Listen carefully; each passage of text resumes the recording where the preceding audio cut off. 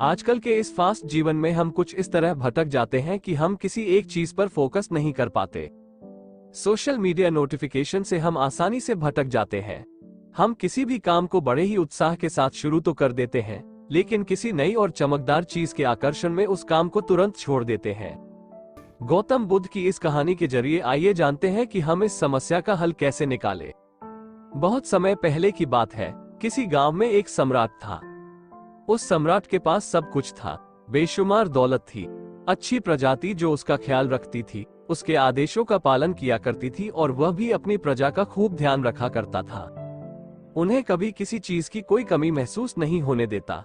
कहने को तो उस सम्राट के पास सब कुछ था, किसी चीज की कोई कमी नहीं थी, लेकिन उसका मन कभी किसी एक काम पर नहीं टिक पाता था। बस जब भी किसी भी चीज को करने का प्रयास करता तो उसका ध्यान कहीं भटक जाता। इस चीज को लेकर वो बहुत चिंतित रहे। कई बार वह अपने पड़ोसी राज्य के राजाओं से भी मिला था और सभी ने उसे अलग अलग राय दी थी। सभी ने उसे अलग अलग तरीके बताए थे। जो भी तरीके उस सम्राट ने सुने थे, उन तरीकों को अपने जीवन में उतारा, लेकिन उन उपायों से उसे कोई लाभ ना मिला, जिस कारण वो हमेशा चिंतित रहता, परेशान रहता। कई बार तो रातों को उसे नींद भी नहीं आती और वो केवल करवट बदलता रहता। एक दिन सम्राट के कानों तक एक बात पहुंची कि उसके राज्य में एक ऐसा असाधारण व्यक्ति है जिसके शब्द अनमोल है, जिसके एक एक शब्द में जीवन का रहस्य छुपा है, जीवन का सत्य है। और उस व्यक्ति से मिलने के लिए लोग दूर दूर से आते हैं, क्योंकि हर व्यक्ति की समस्या का समाधान वो बड़ी ही सरलता और आसानी से करता है। ये बात सुनकर सम्राट बहुत प्रसन्न हुआ। उसे लगा कि अब उसके सवालों का जवाब उसे मिल जाएगा। इतनी तारीफ सुनकर सम्राट ने यह तय किया कि वह तुरंत ही जाकर उस व्यक्ति से मिलेंगे और उसे ये भी पता चल जाएगा कि जो लोग उनकी इतनी तारीफ कर रहे हैं, क्या बात सच है या नहीं। अगले दिन सुबह सुबह वो सम्राट उस व्यक्ति से मिलने के लिए निकल पड़ा। रास्ता थोड़ा सा लंबा था, जिस कारण सम्राट ने बीच रास्ते में थोड़ा सा आराम किया। वहां पर उपस्थित हर कोई उस व्यक्ति के बारे में जानता था। जब सम्राट ने उनसे उस व्यक्ति के बारे में पूछा तो वे लोग उस असाधारण व्यक्ति की खूब तारीफ कर रहे थे। तभी सम्राट ने सोचा कि लगता है यह व्यक्ति बहुत बुद्धिमान है, बहुत पढ़ा लिखा होगा और प्रभावशाली व्यक्ति होगा, अन्यथा हर कोई उसकी इतनी तारीफ नहीं करता। जरूर ही उस व्यक्ति में ऐसी कोई बात अवश्य है जिसके कारण हर कोई उन्हें जानता है और उनकी तारीफ कर रहा है।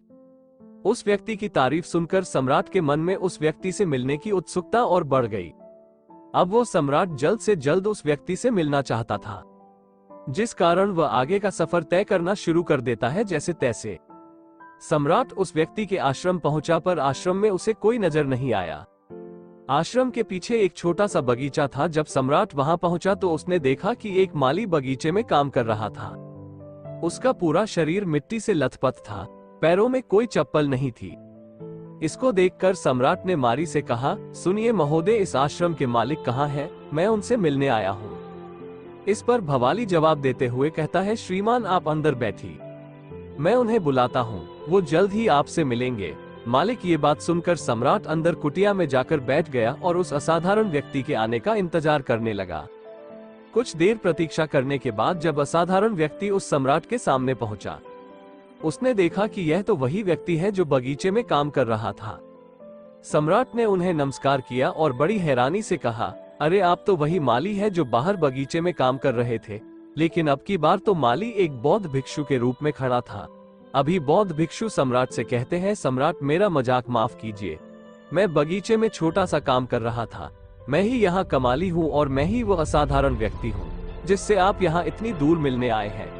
कृपया करके अपने आने का कारण बताएं। इस पर सम्राट उन पौधों से कहता है, हे महाराज, मैंने सुना है कि आप जैसा व्यक्ति इस पूरे राज्य में नहीं है।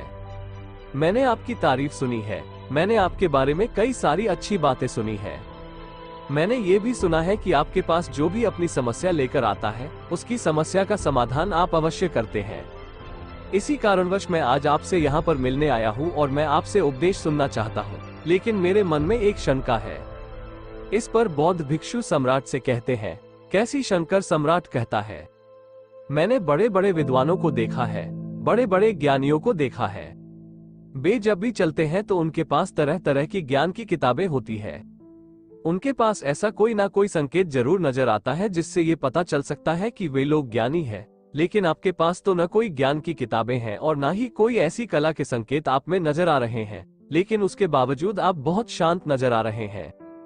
क्या आप मुझे इसका रहस्य बता सकते हैं? इस पर बौद्ध भिक्षु मुस्कुराने लगे और सम्राट से कहते हैं, मेरा ज्ञान तो इस संस्कार में प्रकृति के रूप में हर जगह है।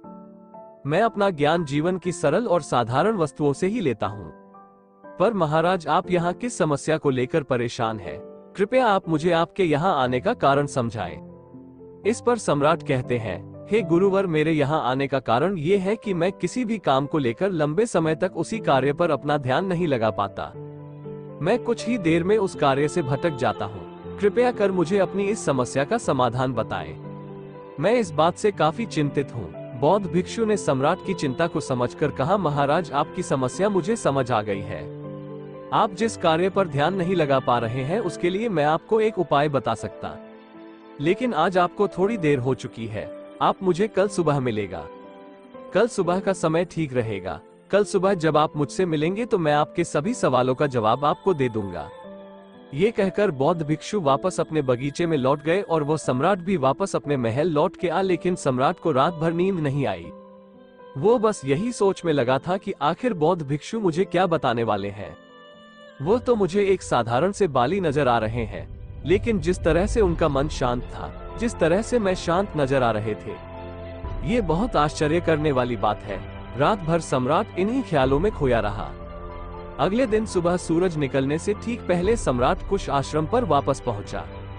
वहां पर बौद्ध भिक्षु पहले से ही उपस्थित थे। जैसे ही सम्राट वहां पहुंच, उन बौद्ध भिक्षु ने एक पानी का छोटा सा जग उस सम्राट के हाथ में थमाते हुए कहते हैं, इसे लीजिए और पौधों पर धीरे धीरे पानी डालिए, और ऐसा करते करते यह आपके सामने पूरे 15 पौधे हैं। इन सभी पर आपको इसी प्रकार पानी डालते चले जाना है। लेकिन जब आप इस क्रिया को कर रहे होंगे तो उस वक्त मेरी एक बात का अवश्य ध्यान रखिएगा कि आपको इस दौरान कुछ और नहीं करना है, ना कुछ सोचना है और ना ही कहीं आपका ध्यान भटकना चाहिए। आप जब इन पौधों को पानी दे रहे होंगे तो आपका पूरा ध्यान केवल इन पौधों पर ही होना चाहिए।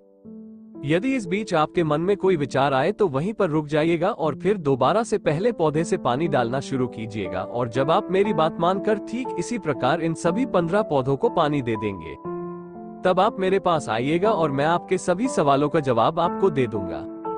उस सम्राट ने आज तक ऐसा कोई काम नहीं किया था और सम्राट को ये काम बहुत छोटा सा लग रहा था। सम्राट पर बार ऐसा कोई काम करने जा रहा था। उस पानी के जब से पहले पौधे पर बड़ी ध्यानपूर्वक पानी दिया और फिर दूसरे पौधे की ओर आगे भी दूसरे पौधे पर भी उसने बड़े ध्यानपूर्वक पानी दिया। फिर उसने तीसरे पौधे पर पानी देना शुरू किया ही था कि उसके मन में तरह तरह के विचार उत्पन्न होने लगे। उसे अपने महल का बगीचा याद आने लगा, जहाँ पर तरह तरह के फूल थे, तरह तरह के पौधे लगे हुए थे। तभी अचानक उस सम्राट को उन बौद्ध भिक्षुओं की बात याद आ गई। यदि मन में कोई भी विचार उत्पन्न हो तो उसे फिर से पहले पौधे से पानी देना शुरू करना होगा। तुरंत ही पहले पौधे के पास वापस पहुंचा और उसने फिर से पहले पौधे को पानी दिया। दूसरे पौधे को उसने फिर से ध्यानपूर्वक पानी दिया। जैसे ही वह तीसरे पौधे पर पहुंचा, उसके मन में फिर से कई तरह के विचार उत्पन्न होने लगे। अब की बार यह सोच रहा था, पता नहीं मेरे बिना मेरे साम्राज्य में क्या हो रहा होगा। और अब की बार सम्राट को बहुत क्रोध आने लगा। उसने सोचा कि आखिर में ये छोटा सा कार्य क्यों नहीं